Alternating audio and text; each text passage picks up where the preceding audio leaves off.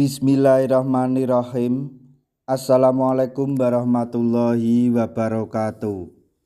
Masih bersama karduk.com. Pada video kali ini kami akan menyampaikan info resmi yang datang dari BKN untuk para tenaga honorer terkait dengan seleksi P3K tahun 2024, yaitu soal urutan prioritas pemenang formasi pada seleksi P3K tahun 2024. Tenaga honorer kategori ini pasti lulus menjadi ASN penuh waktu. Untuk mengetahui secara detail, silahkan simak video ini sampai selesai. Tapi sebelum kami lanjutkan, bagi rekan-rekan yang baru menemukan channel ini, tekan like dan subscribe-nya, dan juga tekan lonceng notifikasinya supaya nanti bisa mengetahui informasi terbaru terkait dengan seleksi P3K dan pengangkatan tenaga honorer menjadi ASN P3K tahun 2024. Sekarang, mari kita simak dan cermati pernyataan dari BKN berikut ini supaya nanti tidak gagal paham. Badan Kepegawaian Negara resmi membocorkan prioritas kelulusan formasi dari seleksi P3K 2024. Beberapa kategori tenaga honorer atau non-ASN menjadi sasaran urutan kelulusan tertinggi dalam seleksi P3K 2024. Ada juga kategori tenaga non-ASN walaupun memiliki nilai tertinggi tetapi tetap dapat menjadi prioritas kelulusan seleksi P3K 2024. Sebagai informasi, Kementerian Pendayagunaan Aparatur Negara dan Reformasi Birokrasi telah resmi membuka kebutuhan P3K 2024 sebanyak 1.031.554 formasi. Formasi disediakan untuk tenaga non-ASN atau honorer yang memenuhi persyaratan untuk menjadi P3K tahun 2024.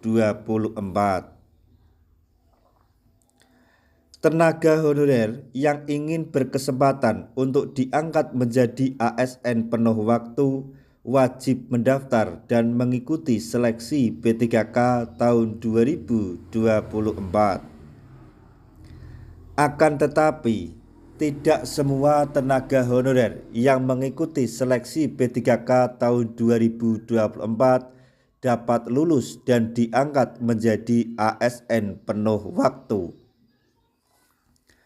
Deputi Bidang Penyelenggaraan Layanan Aparatur Sipil Negara Badan Kepegawaian Negara Aris Widianto menyebutkan ada beberapa kategori prioritas yang menjadi pemenang kelulusan seleksi P3K 2024. Berdasarkan keputusan Menpan RB nomor 347, 348, dan 349, kelulusan P3K ditentukan oleh prioritas, ujar Aris. Untuk keputusan Menpan RB nomor 347, prioritas pertama adalah XTHK 2, prioritas kedua adalah tenaga non-ASN yang ada di database BAN, dan prioritas ketiga yaitu tenaga non-ASN yang tidak terdata di database BKN tapi masih aktif bekerja selama 2 tahun terakhir ini dan pelamar di instansi tempat dia bekerja, terang beliau. Aris juga mencontohkan implementasi penentuan kelulusan tenaga honorer yang mengikuti seleksi P3K tahun 2024. Pelamar formasi dari kategori X THK2 menjadi pemenang dan dipastikan lulus pada seleksi P3K 2024 sesuai ketentuan. Jadi implementasinya, kalau instansi A ada XTHK2 untuk satu jabatan, kemudian formasi yang tersedia 25 untuk jabatan tersebut, maka yang bersangkutan THK2 yang berjumlah 10 tersebut dipastikan keangkat sepanjang yang bersangkutan mendaftar dan ikut tes, karena kelulusannya berdasarkan ranking. Ucap Aris. Tadi 25 formasi sudah dipakai oleh XTHK2 yang hanya bersisa 15. Maka ada kuota untuk tenaga non-ASN yang masuk dalam database BKN sejumlah 15 formasi. Dan instansi itu untuk jabatan yang dilamar, maka tenaga non-ASN yang lulus adalah 15 orang. Maksudnya yang tadi kami ulangi, maka ada kuota tenaga non-ASN yang masuk database BKN berjumlah 5. Dari instansi tersebut untuk jabatan yang dilamar, maka tenaga non-ASN yang lulus adalah 15 orang. Sisanya, karena ini SD yang lulus 15, masih sisa 35, maka dipastikan tidak lulus, tambah beliau.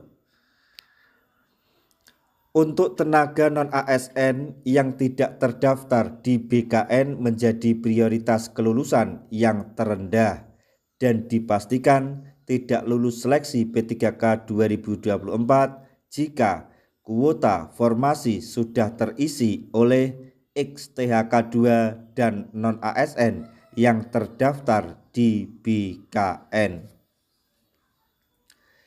Jika masih ada lagi tenaga non-ASN yang tidak ada di dalam database BKN yang bekerja di situ atau di instansi tersebut dan punya pengalaman 2 tahun walaupun sudah mendaftar, maka dipastikan dia tidak akan lulus, pungkas beliau.